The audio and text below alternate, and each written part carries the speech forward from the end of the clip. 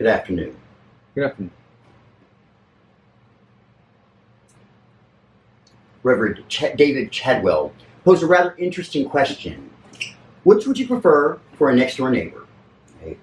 A person of excellent habits or a person with a good heart? Which would you prefer for a good friend? A person of excellent habits or a person with a good heart? Which would you prefer for a husband or a wife? A person with excellent habits or a person with a good heart? Which would you prefer for a child? A child with excellent habits or a child with a good heart? It is wonderful to have a neighbor who conscientiously cares for his property while respecting your property. It is wonderful to have a friend who always treats you with consideration. It is wonderful to be married to a husband who always is thoughtful and courteous, or to a wife who always is gracious in her comments and deeds. It is wonderful to have a son or daughter who shows respect and uses good manners. As wonderful as those situations are, none of them compare to having a neighbor, a friend, a husband, a wife, a son, or a daughter with a good heart. Yeah. When you discuss good behavior, you are discussing the quality of a person's self-control. When you discuss a good heart, you're discussing the quality of a person. This is the focus of today's scripture. Pharisees and teachers have come down from Jerusalem, and interestingly, they are gathered around Jesus, watching the disciples. The disciples, it seems, are eating lunch. They have come in from the day's work, too tired and too hungry to care that their hands and faces were dirty. They immediately sat down to eat without washing. The Pharisees seize upon this ceremonial oversight and question Jesus. Why don't your disciples live according to the traditions of the elders and clean their hands before they eat? This is all that Jesus needs to hear.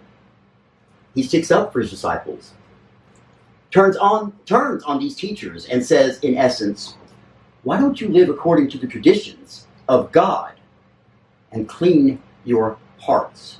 Mm-hmm. What mistake did these Pharisees make? What is Jesus trying to convey, not only to them, but to us as well? For you see, it is just as easy for us to fall into a good habit and leave behind a good heart. What is Jesus warning to us? Jesus is warning us not to prefer creeds to deeds. I like the story about Queen Victoria, who was at a diplomatic reception in London. The guest of honor was an African chieftain. All went well during the meal until, at the end, the finger bowls were served to the table.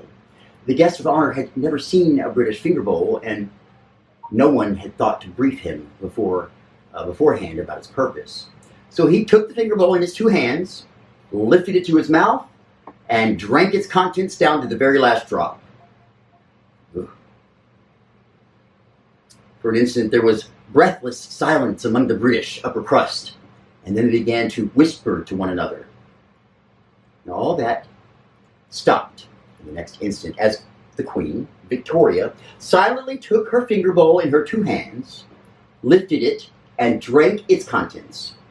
A moment later, 500 surprised British ladies and gentlemen simultaneously drank the contents of their own finger bowls. Gross. It was against the rules to drink from a finger bowl, but on that particular evening, Victoria changed the rules because she was, after all, the Queen. It is against the rules not to wash your hands before you eat, and on that, the Pharisees called the hand of the disciples who follow Jesus. But Jesus recognizes their hypocrisy, and he quotes from Isaiah, "These people honor me with their lips, but their hearts are far from me." Our tradition should not kill our compassion. When people are in need and love is called upon, we should set aside our human rules and act with a human heart. God prefers deeds to creeds, love over law, hearts over habit. But we should be careful here. Jesus is not saying to do away with creeds. Listen to how Jesus admonishes the rulers. He says, you have a fine way of setting aside the commands of God in order to observe your own traditions. Now listen. The greatest creed, he says, is to honor your father and your mother. We should not set aside the greater commandment for the lesser one, especially when the lesser one is one we've created. Amen. Our first priority is our devotion to God. But did you know that that devotion can sometimes hinder our Christian discipleship? That's precisely what happened here. The Pharisees and teachers of the law made a rule. The rule was called Corban. It held that when a gift was devoted to God, it couldn't be rescinded. Okay. Now let's say you pledge a certain amount of money next year to the church. $10,000. Hey, a pastor can dream, That money is Corban. It has been devoted to God. That's a good thing. But then tragedy strikes and your parents need financial help. As your pastor, I expect you to reduce your gift to the church and give it to your parents, which is greater. Moses' commandment to honor your parents or your pledge to help the church. Amen. Pharisees got into trouble because they used their Corban rule to lock people into gifts they could not keep when trouble came. That's not love. That's law. That's not living from the heart. That's living under the constraints of a habit. If your creed is standing in the way of your doing a good deed, then examine the creed. It might be killing your compassion. That's Jesus' first warning. Secondly, Jesus is warning us not to look at the outside habits, but rather the inside motives. It is interesting that the Pharisees chose to send a delegation all the way from Jerusalem to Galilee, a 60-mile journey. The delegation is not there for a spot of tea. They have come to observe for a while. How long we do not know, but you could bet their presence was not welcomed. And why is this? Because, as was so often the case, they were not on a fact-finding mission, but a fault-finding mission. Looking for any reason to hang Jesus, they seize upon a minor infraction. The disciples are faulted for not performing the religious ritual of hand-washing before they ate, an unclean act. Now, what's going on here? What does unclean mean? The obvious explanation, as you might have guessed, is dirty hands. But the practice of washing was not done for reasons of health in that day. It was done for religious purity. It was thought that the normal activities and circumstances of everyday living made a Jew unclean before God. Pouring water over the hands washed away this defilement. It's an interesting question. Can outside rituals make us inside saints? It's like the young man who came to a great rabbi and said, "Teacher, I want to be made a rabbi." It was wintertime then. The rabbi stood at the window with his back to the young man, looking out upon the courtyard. And the young man was droning into his ears a glowing account of his piety and learning. The young man said, "You see, Rabbi, I always go dressed in spotless white like the sages of old. I never drink any alcoholic beverages. Only water ever passes my lips. Also, I live a plain and simple life. I have sharp-edged nails inside my shoes to mortify me. Even in the coldest weather, I lie naked in the snow to torment my flesh. Also, daily, I receive 40 lashes on my bare back to complete each day's penance." As the young man spoke, a white horse was led into the yard and to the water trough. It drank, and then it rolled in the snow as horses sometimes do. "Just look," cried the rabbi. "That animal, too, is dressed in white. It also drinks nothing but water, has nails in its shoes, and rolls naked in the snow. Also, rest assured, he gets his daily ration of 40 lashes on the rump from its master. Now I ask you, is it a saint, or is it a horse?" Do clean hands make for a clean heart? To answer this, Jesus called the crowd to his side, and with the Pharisees and teachers looking on, he said, "Nothing outside a man can make him unclean by going into him. Rather, it is what comes out of a man that makes us unclean. Amen. Dirty hands do not make a dirty heart. From within, Jesus said, not from without. It is greed, not grime, malice, not money, deceit, not dust, arrogance, not alcohol, that makes us unclean. Water will not wash away sexual immorality. Religious rituals will not cleanse us from envy, slander, and arrogance. All these evils, Jesus said, come from inside and make us unclean. Amen. God is interested in good hearts, not good habits. He's interested in the inside, not the outside. These are the two lessons we should take with us this afternoon. But there's one more point here, and it is buried within the story. We have to think slowly through the story today. Jesus is letting us know that God requires good hearts and good deeds. He's also saying God requires good creeds. Amen. On first reading, it sounds as though Jesus is condemning ritualistic religion, but he's not. Rituals are good things. If pouring water over our hands to remove dirt reminds us that we need daily to wash our hearts and practice generosity, kindness, faithfulness, humility, and fidelity to our spouses, then that is a good thing. If, on the other hand, we think that the simple act of pouring water over our hands makes us acceptable before God, then that is a bad thing. Traditions are good things. Every church has them. But our traditions should never stand in the way of God's command to love our neighbor and honor our parents. Corban, the Pharisees demanded, a gift devoted to God. Family members may be suffering, but don't break your promise to God. That kind of strict adherence to a tradition is a religion with no heart. Amen. Let me also say a word on behalf of creeds. Creeds are good things. They are. They're necessary. Most every Sunday we say a derivative of the Apostles' Creed. The church has been saying that creed for almost 1900 years. It's one of our rituals, one of our traditions. Does saying it make you holy? No. Does memorizing it make you a saint? No. No. But if from your heart you earnestly believe all that the creed teaches, you are holy. You are a saint. You see, don't you? You can have all your I's dotted and all your T's crossed. You can perform all the right rituals and recite word for word the creed, but they won't make you clean before God.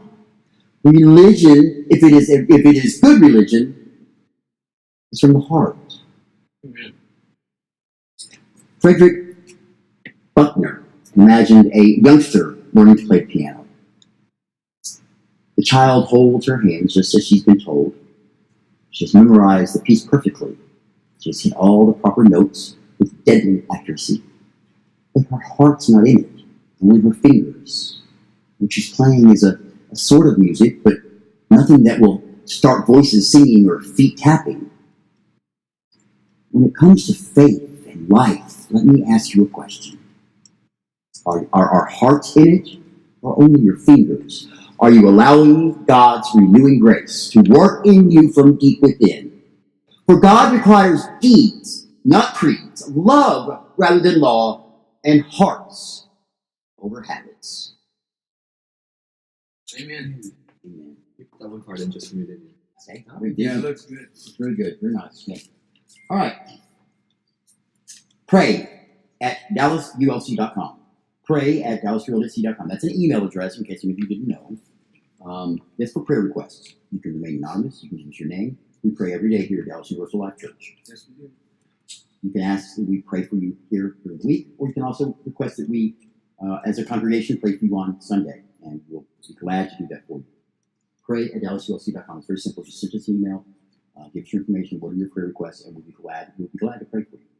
That's our duty. So please use it. It's there. Okay.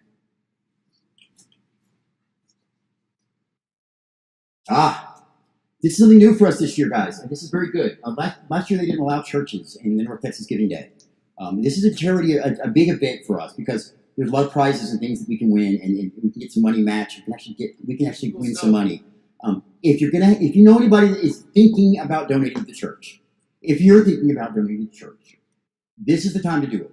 Because on this day, it's like extra gifts given to us. You know, so save your money from that Sunday, and get up that day and send it in, okay? Even if it's Also, $5. it doesn't matter what it is. I mean, every little bit helps because if we get a donation every hour during that day, we get an entry into different contests every hour. Some of them are like $10,000. I'm telling you, this is some big stuff here. Okay. So also, it's not just on the 20th. You can pre-do this. You can start starting. I believe it says in the movie we're going to show here, but I think it's the 10th to the 20th. I think you can actually do it. So Yeah, if we run that, let's run that, and we'll kind of explain a little more about it. Pretty good video. Yeah, click it again, please. Maybe not. There we go. There we go. Want to be a part of making North Texas an even stronger and more vibrant community? Communities Foundation of Texas's North Texas Giving Day makes it easy. Go online to northtexasgivingday.org on September 20th and give to your favorite local nonprofits all at once. Help a veteran, save an animal, or beautify a neighborhood. A community that gives together, grows together. Can give on September 20th? No problem. Schedule your donation at northtexasgivingday.org anytime between September 10th and 19th. Okay, so pretty simple. If you can't do it on the 20th, you can pre-register. Excuse me. You can put in your money. Look, I know we all none of us are rich, and I'm not asking for miracles here. But look, if you know anybody that's willing to donate to the church, we're really trying to grow here, and we're really having some growing pains with growing, and this is a good thing for us. And this could be some good stuff for us. It really help us out. Okay. So it's North Texas Giving Day on the 20th. I will be reminding you of this. Don't worry. It's also in your bulletin, so don't forget, guys. Okay. All right. Guess what? You can make a difference. Guys, we need volunteers. We're a small congregation, but we're a big production, and there's a lot that goes on into putting this together, and we could use your help. If you have time. I mean, an hour before service, an hour after service, and a couple hours during the week, whatever you can do. We will take anything. I mean, Sweeping. Anything. Believe me, there's something you can do around here, and I'm sure you all have some wonderful gifts that you can share with us as well that will help us grow. I mean, of course, I'm going to say your first priority is to go and get some butts in our seats. That's Please right. help us out. There's That's some people in here. People that are going here. You just have to tell people about it. They have to know we're here. Okay, but we need you to volunteer too. Please, if you can, if you can spare some time, please come in, talk to me, call us, whatever, and an hour, 2 hours. It's pretty small. Or 5 hours or 80 hours, whichever you prefer. We'll take anything, okay? All right. Hey, did y'all know we had a podcast? That's right. We have a podcast. Let me tell you something. This is pretty cool. This podcast, I started this, when I first put this thing on, I was like, this is ridiculous. Everybody's just going to go watch YouTube. They don't want to watch this stuff. And you did it again, Jimmy, didn't you? Yeah. Always trying to rush me, trying to make me go fast. I even gave him the cue word to make it right, and you still didn't get it right. Yeah. Oh, Lord. Well, that's it. Okay. Anyway, look, it's kind of fun. It's a totally different experience to listen to the podcast than to watch it on YouTube. I don't know why. It's the same words, it's the same recording, it's the same sound. It's just different. It's a different experience. If you haven't done it, go do it. I mean, it doesn't hurt to listen to it twice. You can watch it on YouTube and then go listen to it on the podcast. Believe it or not, you actually do pick up some things that you missed. You really do. You really do. I mean, it's amazing some of the things I miss in my own sermons. Let's do all that Spotify though. Let me tell you something. You can see us you can listen to us. You can't see us, but you can hear us on Overcast, Apple Podcasts, Pocket Casts, Google Podcasts, Anchor, Breaker, Castbox, Radio Public, Stitcher, and of course, Spotify, where you can tell, I can tell Alexa, watch this, Alexa, ask any pod to play Your Path with Bishop Mark. It's been a while since you listened to Your Path with Bishop Mark. Oh, Would you like to hear the newest episode? this is the Alexa. Yes. Okay, here's the newest Check this episode out. of Your Path with Bishop Mark. On this episode, Backsliding Proper 16 the August 26, 2018 sermon. There it is. Now that's pretty cool to me. This Now I'm explaining myself to you guys. I have Alexa in the bedroom also, so I do listen to my sermon back there. So that's why she's saying it's been a while. Listen, Bishop Mark from Dallas Universal Life Church in Dallas, Texas. That's the best part. Forget what you think you know You about should hang your church. head. I love it. Isn't that cool? I just say it with my words, and there she is. Okay, Alexa, stop. Alexa, stop, please. I know I'm so polite for Lexi too. I really should. It's just a habit. Okay. All right. Okay, guys, it's come up again. It's come up to us again, and it's happened. We have a schedule change ahead. Okay, coming up on Sunday, September the 23rd. I'm giving you plenty of notice here. Believe me, we fought for this notice because it was actually going to be next weekend. It was actually going to be this coming Sunday was going to be it, and they just changed that on me. So we kind of fought to get a little more notice here. We will have service at 11 a.m. So I have a previous engagement that I have to go to. I've got to make it. I don't do these very often. I try not to interfere with church, but unfortunately, this one I have to attend. So it's September 23rd. September 23rd, it's a couple weeks away. We will begin at 11 a.m. Bright and early at the crack of dawn. 11 a.m. Church don't stop. That's 11 a.m. Okay. I have to be somewhere that afternoon. Okay. The next week, God, willing, we will be back to our 3 o'clock normal service because I don't do mornings very well. So on the 23rd, please make a note of it. Put it in your books. Put it in your Blackberries. Put it in your Apples. Put it in your whatever you put it in these days. The 23rd will begin at 11 a.m. Okay. Guess what? That's not too bad. We got through those pretty good. Not too bad. Please keep in your prayers Deacon Partain. He's still not with us. So we just ask that you continue to pray for him, and we will continue to pray for him here and hope that he. We miss him. We do. We miss him here. And I hope that he is finding what he needs.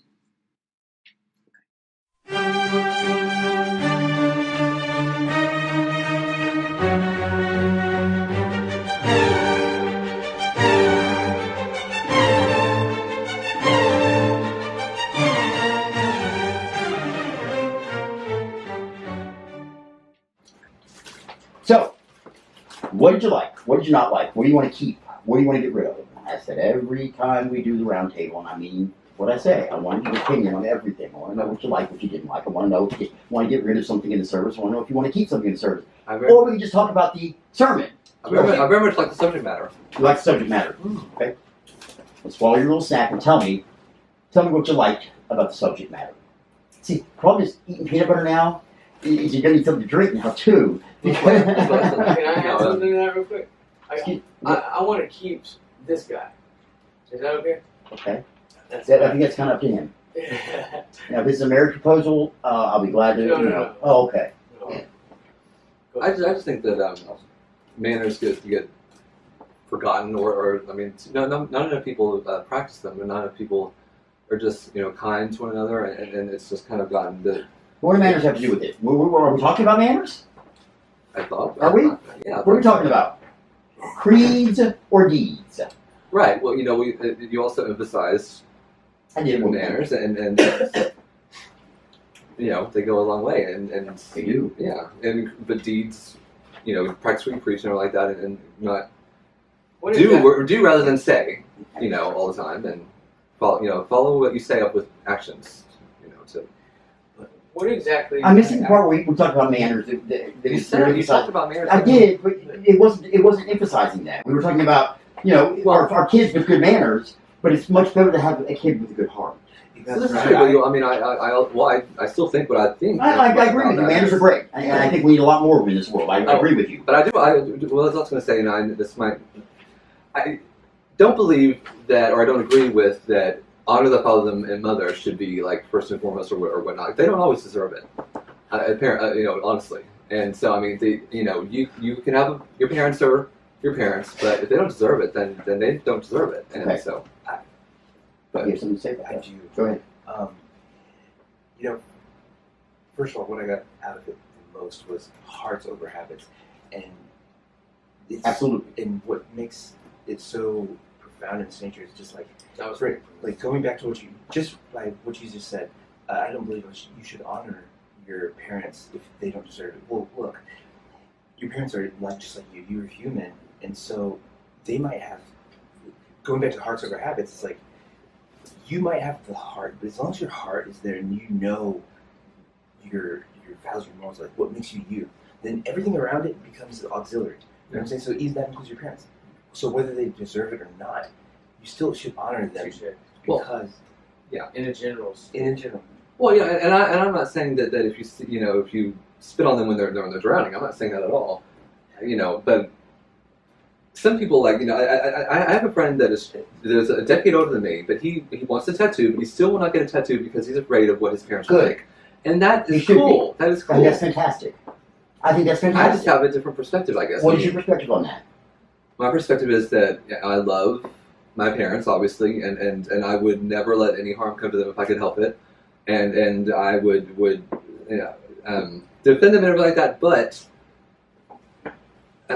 my parents have dropped the ball, and it's not a hard. I'm sure it's not a hard job. I'm sure it's a very hard job. Excuse me, to be a parent. I'm sure there's a lot of pressure, obviously, and it's a humongous responsibility. But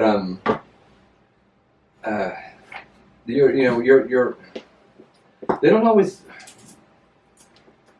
I'm listening. Go ahead. They don't always necessarily. Well, I don't know how to say this without really. It's a tough one, isn't it? You kind of caught yourself, Yeah. a rock and a hard place on it. They Because might- it's they hard might to look. That is one of God's commandments. It's when Moses said, "Honor your father and your mother." They can give birth to you, but they might not do much Just more. because after they're your that. birth parents doesn't mean they're your parents. It might Right. not have But they deserved might. understand But they're that. the only ones you have, and they don't really do. I mean, and I'm not saying that applies to me, but I think there are some extenuating circumstances sure. when honoring your mother and your father would be an issue that could possibly be overlooked. It's not my place to say what those are because I've not been in those. But that's You know, what we all, individuality. parents are human. Sure. They are Sure absolutely. Parents make mistakes. Of They do. course. Believe it or not, they do. Individuality. But Yeah. when it comes down to something like extreme abuse, You don't. Hopefully- You don't let that happen. Founder. hopefully there are, laws in place and people in place and things that stop that pretty quickly, and That's then the honoring of the mother and father isn't an issue because Yeah. they're no longer there. That's And- when God steps in. And then let me also say that if you've lost a parent, you realize that how much you wish you could have honored them when they were there. So You did honor them. If you realize that, then if you realize that when your parents are gone, you have that in your heart, you did honor them. Okay, and it's not too late. It's not too late to honor them just because they're not here on this earth anymore. we don't get into Now you feel celebrate that. with him. I'm going to get into that because I'm going to tell you straight up. I'm in the same boat, Jim. I've lost my mother also, and it kills me. I miss my mother every single day. Every day I miss her. But I know that I'm still honoring her, and I know that I still honor her wishes that she would have had for me. Probably more now than I was when she was alive, unfortunately. Amen. But I was a rebel just like my mother. My mother and I were very much alike. We were so much alike that we actually, I talk about it in the poem that I wrote about that place, which is about my mother's passing away. And there's a part where I talk about we were so much alike that being around each other, we Clashed.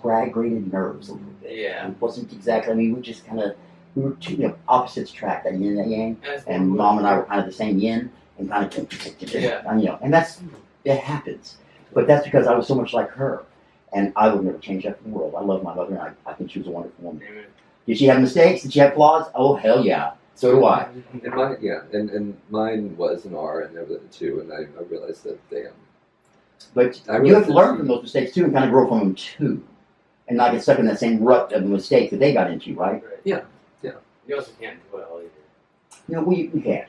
You got to let your faith take you on this one. Because Okay. she's up there celebrating. This is when we talked about a few weeks ago about community and about when times get rough, when the storm comes. Remember that one? When the storm comes, what did I talk about? Your relationships. Because believe it or not, you can't do this by yourself. You can't. God proves that to us with the babies in neonatal care. If those babies do not get human contact, most of them die. The ones that don't have severe mental disorders or emotional disorders. So now they have people like Scott's father who goes and volunteers just to rock the babies every day, just to hold them, to Humankind. keep them alive. So that tells you we require other contact. We require relationships to survive. And it becomes even more evident as my mother dies. Yeah. Okay. If I was alone, I've told you the story. when I found out on Facebook that my mother died. Okay, Facebook. That she had died. Yeah. I was alone in my apartment. If Heath Herbert, Yeah. of all people, hadn't walked in the door when he walked in the door of my house, because nobody else was coming, Yeah. I may not be here today. He saved my life. And he sat there with me for 3 days until it was time to go to the funeral. He got my butt up, put it in the shower, put a suit on me, and kicked me out the door and said, "You're going to your mother's funeral." Now, I wish he'd been there for the next year after that and not let me sit in the house for a year by myself, but you know. I would like to add that something I learned recently, fairly recently. Actually, I wish I'd learned it before, but Okay. check in with your loved ones. I mean, Why do you wish you'd learned that before? Well, I wish that there were times that I wish that I had gone to ask my mother like if she was all right, and I didn't. What do you think that would have been different though? How would that have changed things? 'Cause I think you asked her if you were all right plenty of times. Some really difficult things happened to her, and she Okay. may not have had anyone to come and say, "Are you all right?" Do you think that? Listen, Maybe she listen. Hear me out. Just hear me out, okay? It's okay. We can talk about this a little bit because I like to do. Not too much. I want you to work on this a little bit. And I'm not going to go too far with you, Jim. Okay? We'll do that in private counseling. Okay? Well, listen. First of all, deep breath. I'm sorry, brought it up again. Don't be sorry, please. If your mom, look, do you really think that if you went to your mom and asked her that she would have opened up to you? Do you really think that she would have? I don't know. You don't know, but I mean, make an educated guess here. I mean, how often? I mean, your mom just wasn't. I don't think she was that type of person to open up to you because I don't think she wanted to put that on you. She would have popped a pill. I'm sorry to It's not- say, and she didn't want to put that on you either. No. I agree. I think your mom loved you. I do. And I don't think that she would want to put her problems on your shoulders. She says you got enough problems of your own. All right. Maybe she thinks it's better for no contact. Here's the deal. That's the past. Hear me. It still hurts. And you think about these things and you wonder what if. And I get that. Okay? I stopped wondering what if. And the reason I stopped wondering what if is because there's not a damn thing I can do about it now, first of all. And then it turns into Second of all, your mother, her time was up. And she's now better. She's now not taking the pills. She now doesn't need to hurt anymore. She now is celebrating. Exactly. And she wants you to get the hell over it. Carry out the legacy. She wants you to remember. Don't forget. Don't forget. But don't That's the whole dwell. point. Don't dwell. But do something for her. You know, I talk about people have trouble, especially after something like this, they fall into depression and things. And it's hard to pick yourself up and do it for yourself. You don't feel like it. I don't deserve it. I'm going to That's the college thing. for I don't do it. football. I don't do it. I can't. Why should I? I'm nobody. I don't deserve that. Look what I did. Look what I've done in my life. I'll just screw up. But you know what? You made me. You made me. So do something for her. That's right. If you love her that much, and you want to talk about it just like this, and you want to make it right with her, if that's what it takes, Go to college for it. do something for her. Turn your life into something that will make her proud. Go donate Is that to easy charity. enough? Just save Yeah. some people. Is that easy enough? It is. It's easy to say. Go help an old woman across the street. Whatever it It's takes. easy to say. But it's the doable. well, life is Everything. easy. Life is simple. It is. Life is simple. Yeah. It's just not easy. It's hard. So anyway. But I'm going to tell you anyway. Yeah. Get off your butt. Yeah. I'm going to tell you a secret. And I don't know why I just got to hear you, but see it again. Here we go again with this talking in my head. Just get that checked out. Don't end up like her. Don't make the mistakes she made. I mean, it's very clear in my head. I mean, it's very clear. Don't do what I did. Don't stop. Please. Don't make the mistakes I made. Okay? There it is. That's the message for today. Yeah. Okay. It's enough. I get it. Not you. Not you. She's very adamant. If y'all think I'm crazy. Well, there's other reasons too. We're all crazy.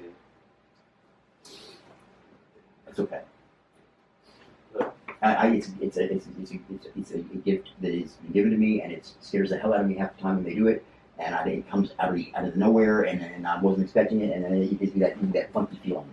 I get a really, it's like I just get a chill, and I can't explain it. It's just kind of like, I felt it. get out of me. Leave me alone. Demon out. It's kind of like the movie where it's called Ghost. It's an old movie. Yes. It's a movie with Patrick Swayze Yeah, and one of the Whoopi best. Goldberg. Yeah. And Whoopi Goldberg has this black man who has passed on, and he inhabits her body to Right. talk to his wife, and she's pushing him out. Immediately. And sometimes that's what it feels like. You know, it's just like okay. You know, but sometimes I can't go on unless I say what I'm supposed to say. Right. So I did. I did it. You How's that know, peanut butter? today's sermon, Talk to me. awesome. Because you obviously are going to get to gab today, Oh Goldie. yeah, big time. Yeah. As long as it's nice, clean words now, right? Because that dollar adds up quick. Well, I have started substituting for Mamma Jamma. Yeah, it works. That's fine. That's fine. All right. But you know, Let's talk about the sermon. Let's talk about it. Let's talk about creeds first, more than deeds. what I wanted to ask: Sure. what exactly is the definition of creed? Well, you got a phone in your head. That's don't what I you? was doing. Okay, look it up and tell me what the definition of creed That's is. what we all have to understand first and foremost. Why do I do that? Why do I do that? When y'all ask me something like that, and it's why do I do that? It's for self wisdom. Because are you going to remember better if you go and look it up and read it and do it yourself, or if I just tell you? Which is easier? And It's easier for me to just tell you. But you're going to understand it better if you see it, because visually you're seeing it. You're taking the effort to do it yourself, and also you can hear it because you're going to say what it is. That helps. Also the speech, the hearing, And all retain. of those things help you retain it. Okay. If I just said it, you can forget it in 5 seconds. right. I would like to say that memorizing it, while it might not making you a saint, gets you close to it. I just thought it was fun. I think you just like to make sure that you catch me when I mess up all the because I still get stuck. I still get stuck in the old apostolic creed from I'm That's understandable. a recovering Catholic. It happens. Yeah. You know, I get tired and and now So That's the understandable. I love our definition of creed. creed, I love our guys. creed. Okay, what's the definition of creed, Colby? The definition of creed is a system of Christian or other religious belief of faith. Second definition would be a formal statement of Christian beliefs, especially the Apostles' Creed or the Nicene. Mhm. Creed. And then the third definition would be a set of beliefs or aims that guide someone's actions. That's the That's the one that really makes a sense. set doesn't it? of Yes. beliefs or aims that guide someone's actions. A creed. A creed. Okay. So something Wash you your promise hands yourself. before you eat. Right? That's what they gave them a creed. Right. It was not for. It wasn't for health. It was No. because before God you must be clean. Right? It was a that's fine. It worked out. Mantra. So it's nobility Maybe. in a sense. So Nobility. no, it has nothing to do with nobility. I mean, Nothing to do with nobility. You're on the wrong track. I- Creed is it could be for a peasant, it could be for a noble. It is a law that is set forth. by To follow. oneself. No, not usually. It could be. You could make your Right. own creed. So it- but usually, in the common sense of It's the word, the universal. common use of the word, it would be something. Normally, a religious creed is something that the higher ups Right. in any religion would pass down to Right. everybody else. This is what the law is. It's the law. It's the law. It's what we're saying. Your rules are. And a deed is something done. A deed is doing something, right? Right. Doing something So, for yourself. Or Mr. whatever. Deed, deed is a A deed. deed I is mean, a deed. doing anything. Right. The filthy deed is still a Right. filthy deed. It's still a Right. deed, right? Touche. But what are we talking about here? We're talking about, what did you say earlier? Heart over habit. Heart over habit. That's right. What does that mean? It means a lot, actually. For me, For individuals. Go ahead, Go please, ahead. one of you. Go ahead. what it means is, like, for me at least, we as humans, we have throughout every day, we are doing things. Okay, we're interacting. So, but heart to me over the habits means you can have a soul guiding definition of how you just go through life, but to have the heart to say, for instance, look out for one another, to be there, to no matter what, look out for your fellow man, regardless of the habits, so to speak, as in the outside influences that affect anything. So, When we talk about heart, let me just ask you a question real quick. When you talk about heart, what where does the heart? Where does this heart come from? God. Where is it? Where is it? Is it inside? Is it? What is it? Is it in our mind? Is It's it? all kinds of Where's that heart? This heart we talk about. What is that? Where is that coming from? Where does that reside in us? It's physical and soul. It's in our soul. It's soul It's and our physical. soul. Yeah. Our soul is what's guiding us. We're just this vessel is nothing but stardust. That's all it is. Amen. And it's the one thing we don't understand the most is our soul, right? Right. You know, that's who we are. That heart. We use that word heart. I think it's so funny we use that. That's something of that heart though that we have has to supersede that law that's been put out because at times it doesn't make sense. Look, I've told you this before. You know the between right and wrong. You do. I believe you know that from the day you're born. Yep. I believe that. I believe it's inherent. Okay? If you don't believe me, feel guilty about something. Right. God gives you guilt so you'll recognize that you're doing something wrong. Then he okay? also gives us choice. And that's the whole idea of free will. Right. So Two things. when we gave the $10,000 to the church, your pastor was very happy. And he praised you, and you had big letters in the bulletin. We had your name up there. So it's embarrassing now. Your parents need money. They're going to be foreclosed on, right? To go and say, Pastor, I need about $8,500 of that back. Because I got to help my parents out. I mean, if it's any kind of pastor that's any kind of pastor, it's going to hurt. Believe me, right now, $10,000 to do for us. I mean, it'd be unbelievable, and it's going to hurt. It's going to hurt me to give the money back. But there's no other answer. There's no other answer. And your parents need the money. And that's where I want to add something to that. Because you can destroy habits. You cannot destroy a strong heart. Any heart, really. I mean, you can break hearts. You can crush hearts. You can stomp on hearts. You can do all kinds of things. You can be heartbroken. But you can never kill a heart because when you kill a heart, you die. Which is exactly why, like, the heart and soul. Right? I can see where it's I get that part. It's the life giving. I get that what you're saying. I'm just trying to bring it. You can do a lot of things to a heart. Exactly. You can. But And we do a lot to our own hearts. Exactly. You get hurt. You put up brick walls. You let them down a little bit. We put them back up and put barbed wire around it. Let them down a little bit. Get hurt even more. And we put a damn moat around it. Yeah, exactly. Look. But you can never destroy it. What What do I talk about all the time? What do I talk about? About that equalization. Exactly right. If you don't, you want love? You want love, You right? gotta have it. You want love? You better understand hate. Because if you don't have an appreciation of this, and what this is, how the hell can you appreciate this? Yeah. And if you don't have this for yourself, how the hell can you give it away because you don't have it? That's right. Go ahead. Go ahead. It isn't that this sermon means as much as it does, because by all means I cannot change the world. I cannot. Well, yeah, you can. Well, I can, so to speak, but I can't even necessarily completely remove myself from surroundings and how. But what I do know is this, and what I learned today is, I know that for everything that I can and cannot do, I have one thing, and it is my heart. Like, what keeps me going to be there, to do what I need to do, what I know is right. And keep that heart connected to something else that's a little better than all of us. Well, exactly. If you keep that connected, you won't have a tremendous problem in the world. You'll know where you're going. You'll know what your trek is. You'll know where you're supposed to be. And you'll get that voice that you so desperately need to speak up for yourself. Right? God. Right? You hear me? Do you hear me?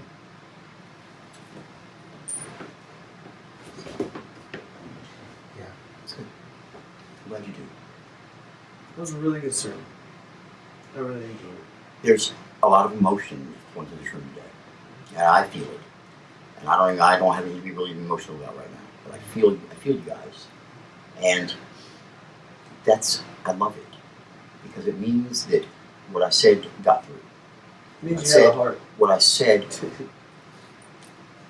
made a connection to something in your life where you could understand it. Now, what do you do with that? What do you do with this that I gave you?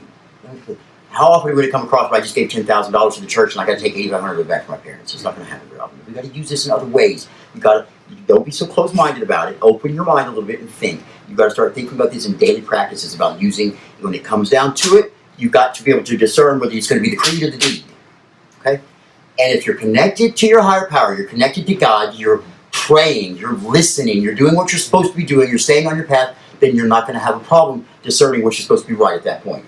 But let me tell you something, we're not all doing that. We don't always do it. We always look off that path a little bit. It's not always fun to do the. No, it's not always fun. Do the right thing. You're right. People don't like. People want to have fun. But you know what is your job while you're here on this earth? To pray, to worship, to serve and worship God yeah. in so many different ways. It doesn't mean you're. But This then is what's not your so it second? is. It's what But then what's your second? We're servicing ourselves, but Right. yeah. It's not about. In so many ways, it's Yeah. not about us. Okay. If you live your life for others, we talk about men for others, men and women for others. That's one of our creeds, right? Exactly That's one of right. our creeds. It's a good one, too. Men and women for others. But here's the difference when we can't use that creed. You can't take care of somebody else Amen. if you can't take care of yourself. Let me just do a little story with that. Okay. When you get on a plane, and they talk about the oxygen coming out of the ceiling, right? And they tell you if you're a mother and you have your baby with you, put the mask over your face first, then over, and the motherly instinct, what's the motherly instinct? Immediately put it over the baby. Yeah. Well, what happens when you put it over the baby and then you suffocate and die? Yeah. Exactly. Right. The And baby's gonna die. And the baby dies too because you can't feed it. You're dead. So you kill two people. So put it over your mouth first so you can survive, Right. and then over the babies, and you can both survive. try You telling the mother cannot give what you don't have. If you don't have life because you're dead, you can't save the baby. Right. That makes sense? So, that. And it can where was I present going at the beginning of that? I was talking about taking care of yourself. Yes. Yeah. Take care of yourself. If you're unable to take care of yourself and your basic needs, your basic life, anything, your psychological life, your physical life, your monetary life, any of those things, if you can't take care of those things in yourself, how the hell are you going to take care of somebody else? Right. You don't have it to give. If I give you $1, you can give me that $1 back. And I guarantee you that $1 will come back to you tenfold. Okay? Amen. If I need love from you, and you don't have that dollar, that love, what are you going to give me? A bunch of bull? Yeah, but you're going to talk. And talk's not going to do it. It's walking the walk. Talk is cheap. Let me do it again. Where is it? Where's my program? Here it is. What am I going to say, Tim? What am I going to say? Non diligamus. Verbo. Nec lingua sed in opere et veritate. Non diligamus. Verbo. Nec lingua sed in opere et veritate. Have you not memorized that yet? Why not? You memorize everything else. What does it mean, Tim? I'm just dropping money out of my pocket. I'm holding up. What does it mean? Basically, talk is cheap and deeds over creeds. Walk the walk is Yes, what it means. yes. You can talk all you want. Yeah. You know, it means it basically says, love not the word. Yeah. Love not the tongue. What the word says. What the tongue says. Don't love that. Yes. Love the deed. Yes. Love the action. You need walk the walk. Don't just talk the talk. Just talk. We can all talk. We can all talk. I can sit here and talk all day long about how wonderful I am. No, I know. And what and how beautiful my church is, and how amazing it is exactly. And put myself on this pedestal above all of you. And I can go back to my room and finish watching cartoons like I do all day long. For that 5 minutes a day, I just come out and boast and collect and just. Now, what did I do to make myself so lovely? I didn't do a damn thing. I went back to watch cartoons and fed my face with bonbons. I didn't get up to feed the dogs. I didn't walk in the house. I didn't do any charity work. I didn't pray. Oh, you didn't pray. You gotta pray That's so, first. okay, this is really important. You mentioned something earlier. It's like you with hearts over habits, for instance. It's big. Hearts over habits. I think you remember that the rest of your life. Yes, Hearts over habits. But in going about your going abouts, the one thing that you do is you have to connect with Absolutely. God. If you lose that don't, connection with your higher power, you lose that connection with God, you're in trouble. Now, how do you keep it? Pray, How do you pray? talk to God. And Then what? And then shut up. No, you go by that Bible. And then what? Do you? You shut up and listen. Do you listen? Do I? Are you asking I'm asking you. Oftentimes, sometimes. Do you hear things but or do you I don't listen? as much Here's the deal. Some people, not on purpose. But you know what? You purposely do it on purpose. Yes. Prayer is not a monologue. Prayer is not a monologue. It's not just one person talking. Yeah. Prayer is a conversation between you and God. Now, I get down on my knees. Lord, pray for Aunt Susan so she gets well. Pray that I can be able to pay my rent this month because my check's going to be a little short. I used your name in vain 3 times this week. Please forgive me. That's all. Now, if you're sitting out, I was talking to you that way and said, hey, my day went well today. Work was good. And I think I'm going to have some turkey for dinner. That'd be very And I walk away, and you're going, excuse me, you didn't ask me how my day went, and I'm already making a lasagna, so why are you in there making turkey? What the hell's wrong with you? Why are you walking away from me? What do you think God's doing? He's going, excuse me, you just talked to me and told me these things, and now you just walk away. I have something to say to you. Right. And now how do we hear him? That's the question. There's many ways. You shut up, first of all. And how do you shut up? Because it's all up here where the noise is, right? So I'm not necessarily talking about your mouth. Your mouth doesn't need to shut up. That's the obvious. How do you get the noise in your head to shut up so you can hear God? By believing. Medication. By shutting up and saying, There's a couple different ways to do this. And it works differently for different people. Okay? Now, here's the way I do it. And the way I've learned how to do it. Now, I'll tell you again, it's a little different for me now, but when I first came across this need that I had to hear something, this is how I did it.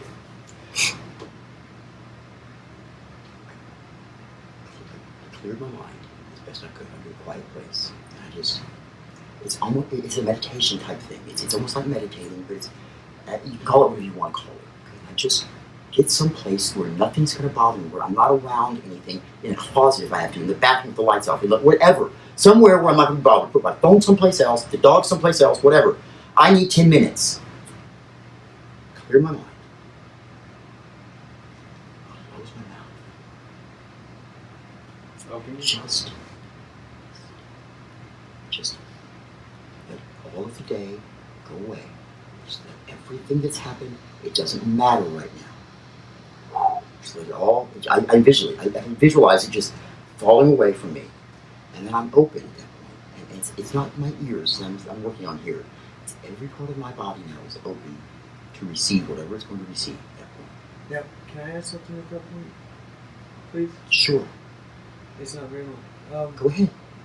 See, God can answer in so many ways. It can even be in the form of a friend. Like I say, this can be different for everybody. Exactly. This is a way that I was able to hone in on my listening. Okay, That's awesome. This is a way that I did it, and it works for a lot of people. I listen to Billy all God, day. let me tell you something. God will do what He wants to do. Exactly. Okay, if God has something to say to you and you're really not listening, He really thinks you need to get it, He'll put a damn billboard outside your house. exactly. Okay, whether you look at it and make a decision about it and make a change about it is your decision. Exactly Still, it's right. not deep for you free will. But anyway, back to where I was. And so I'm there, and just doing this like this makes my body kind of tingle.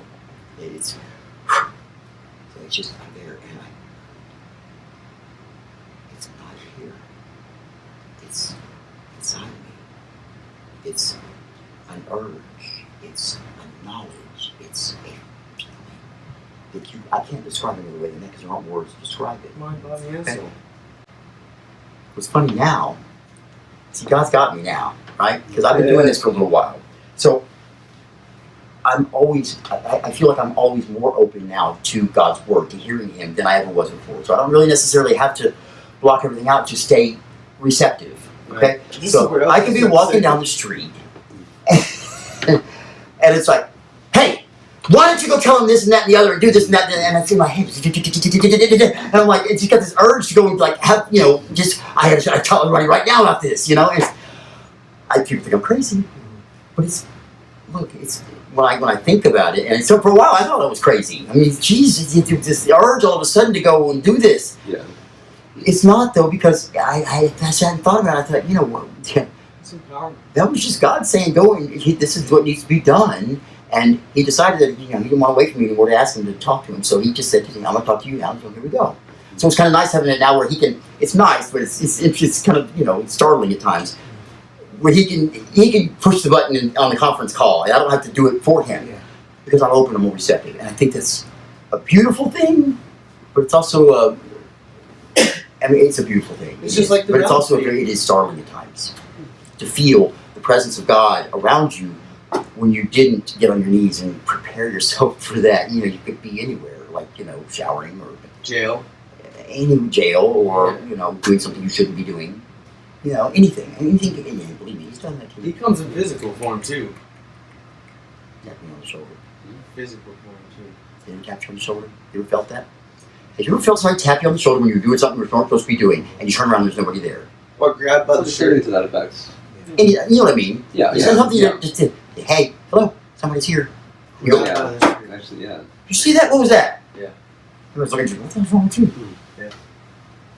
That is the whole Don't dismiss things like that. You're not crazy. Yeah.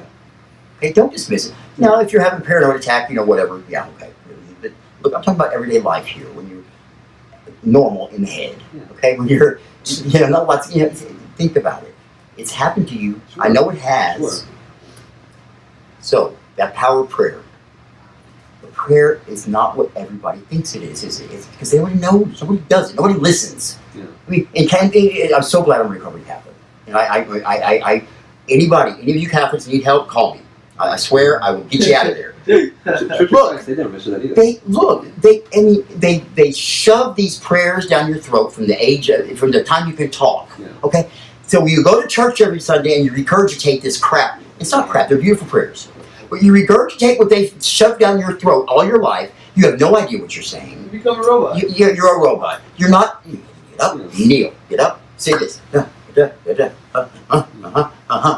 I sometimes feel like that as a preacher here, because our church is based a lot off of Catholicism. But we do our entire prayer of Thanksgiving every week is totally different. Our And creeds and deeds. our creed stays the same. Yeah. Our creed does stay the same, but it's not set in stone either. Right. If we come together as a church and say, look, we want to reword this, we want to change this a little bit, we want to add this to it, we can do that. Yeah.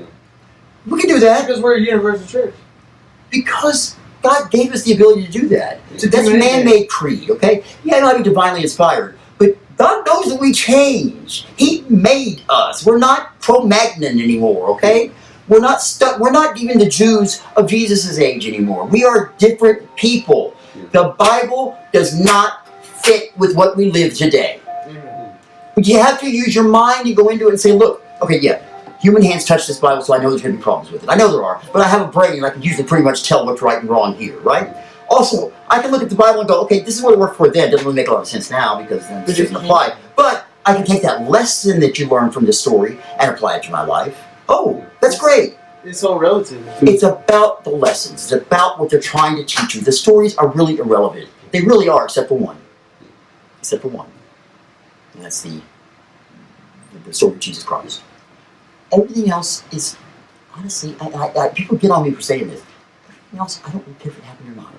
Amen. Yeah. Because how does it affect your life right now, Right. forward, whether it happened or not? What Well- it's trying to do is teach you a lesson. Whether it's a parable or the true story, I don't care what the names are, I don't care who teaches it to you, I don't care where you learn it. The lesson is what you're trying to learn out of that. You're trying to learn so you can know if it's creeds or deeds, if it's right or wrong. I still believe you know the difference between right and wrong. Yeah. But this helps you refine that. It was really a refreshing thing or really refreshing notion because Church of Christ, they don't do all the kneeling and everything like that. But obviously you're told to pray from the earliest that you can recognize it. But I was never the idea to You're listen. taught. The idea was to listen was never brought up. How could you not listen? You know Yeah. why? Maybe they don't want you to listen. They say pray, but not Look, yeah. Distractions. no, it's not that. It's not distractions at all. Let me tell you what it is. Religion, naturally, this is a natural thing. This is a psychological thing that I'm going to tell you about. Naturally, in a situation like that of a business or a monarchy or whatever it is, there is going to be a level of control that we have to give them. And we do give them. We give them that control, okay? The problem is, think about, okay, when the Christian church started, you got to understand, I mean, we had a bunch of pagans and Jews and other people doing other different religions, and they had all these little holidays they did. They were used to that, and right. Here's these crazy people going around talking about this dead man that came back to life and is our Lord and Savior. You think, put yourself in the shoes of these pagans going, I'm a sun god person, I get it's always been here. What are you talking about? Crazy? So they have to come in and they do things like they take these pagan holidays and they say, well, we're going to have this holiday, same holiday at the same time. We're just going to celebrate our holiday with it, and it kind of blends and it becomes Universal. It becomes Christmas, right? So think about that. Were they trying to be manipulative? Maybe a little. Because, what else are you going to do? Look, if you walk into trying to be a door-to-door salesman and sell Jesus Christ to the pagans, you're in trouble. Yeah. But it took the Holy Spirit being in these men and being able to convince, like Jesus Christ did, those words. Because Jesus Christ had a presence. And I believe that presence was passed on through the Holy Spirit to the apostles. Okay? And those 12 got out there and they made Christianity what it is today. And that's amazing to me. So when you think about that, the control factor was necessary at the time. Here's the problem. As it went on, It changes. humankind and gets changes. involved there, and you're talking about money Greed. and power. Most of the times back in the day, a bishop was very high in government. He had power of the laws over your life or your death. And if you didn't kiss his ring the right way, when you walked in the room, you were put in the brig. You were put down in the catacombs. The power went to their head. I still think Greed. the power is power. They still have a lot of that power stuck in their head, and a lot of religions do. Amen. And to tell somebody to listen to God and to really mean it, and say, "Hey, listen to God," might not be beneficial for their religion. Right. So, I'm all for the preaching of Christianity. I'm all for the preaching of the good. I'm all for the preaching of the truth. I'm all for preaching for you following your own path. And it hurts me to see the religions become so oppressive, so domineering, and this is not about them. For this to survive, I have to ask for money. Yeah. That's the way it works. Okay, I hate it, but I don't have to get out and take all that money and just go crazy with it and keep wanting more and more and more and more and not doing and keep building bigger cathedrals and more gold and more this and more. Look, that money can go a lot further. Somebody with a heart. To charity. And I don't mean a church. I mean people that need it. Because Somebody with a so heart. they were in Highland Park with their Highland Park Church and their multi-million-dollar churches over there. Yeah. I went to a multi-million-dollar church when I grew up. I did. St. Monica is a beautiful Art Deco building. They've written books about it. Okay, it's gorgeous. But why? Yeah. Because it attracts the people with the money. They feel more comfortable there. They'll give. Sure. And then all in all, that makes it where we can give more to charity. Baloney. Yeah. Okay. I think that there's a lot of people who do good out there. I think there's a lot of Catholic priests who do good. I think the Methodist priests, a lot of people in the Church of Christ who do good. I think religion needs an overhaul. Yeah. Will it happen again? Hell yeah. There's always, you got humanity involved, there's going to be corruption, there's going to be greed, there's going to be problems. Just think about rumors. Well, anytime you give people that much authority or that many, it's going to go. Look, And you have to give them authority. You do. Look at the cops. You got it right. Look at that. Look at that. And they're trying to get them under control now. Idea, But you got to trust your pastor. You do. Because if you don't, why the hell are you going there? He's trying to give you life lessons. I try and be Like a shepherd, right? Exactly. Yeah. I try and be as honest as I can with you guys, and sometimes that's not very fun. And I've said it before. I don't have a lot of friends, and one of the reasons I don't have a lot of friends is because I tell the truth to them. A lot of times they don't want to hear it. Most of the time they don't want to hear it. Most of the time they don't. They may realize 10 years from now that they needed to hear it. But that can go both ways. Huh? That can go both ways. It absolutely can, and it has. Oh, it has. But I'm not going to stop Of course not. because I need you to trust me. And if I lie to you and become this falsity that I'm not, some holier than thou. Look, I've been in the ditches. I've been in the ditches with people. I've eaten out of a dumpster. I've gone through this with all of y'all. Look, I'm not going to go into all the crap I've done in my life. I've been there. So I understand. I didn't come out of seminary, fresh out of seminary, out of college, and put a little white collar on and go, okay, I understand where you've been. No, you don't. How can you possibly counsel me? You can counsel me and tell me some wonderful stories from the Bible, and you can help me, probably try and relate that way. But so can I. And then I can tell you about my life. I can tell you about how God turned it around for me. And how every day is still a struggle. Every day. But with God on my side, oh my God, it's so much easier. It's tough. But it's so much easier. With God on your side, it's so much easier. Believe that. Amen. Believe that. All right. I'm starving. And y'all should eat these animal crackers in front of me, so I'm getting really hungry. So, let's close up with a prayer today. Okay? I see my little chihuahua over there just sound asleep. Munchkin. Yeah. Wake him up. She's praying. Let him go. He's fine. Let him go. Munch! Wake up! You gonna pray with us? Come on, let's pray. He's already praying. He was sleeping. That's not praying. Yeah. See, yeah, you gotta learn something about that. Come on. Yeah, please stand up. Come on. Let's do a little circle here. I appreciate when we can. Okay, $1. There's another dollar. Sorry. No, sorry. You can say sorry when you write me the check. Right.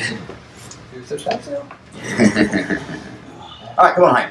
Yeah, let's hold hands. We can hold hands. I don't think that much anymore. That shirt has got to go dry gears. All right, guys. Come on, Mr. Cuss Boy. Yeah. Hey, here's your dollar. I see it. It's not my dollar. That's a quarter. Heavenly Father. Wow. A lot going on today. Thank you for the enlightenment. Thank you for my ability to speak today. Thank you for my ability to hopefully Thank you for the people here.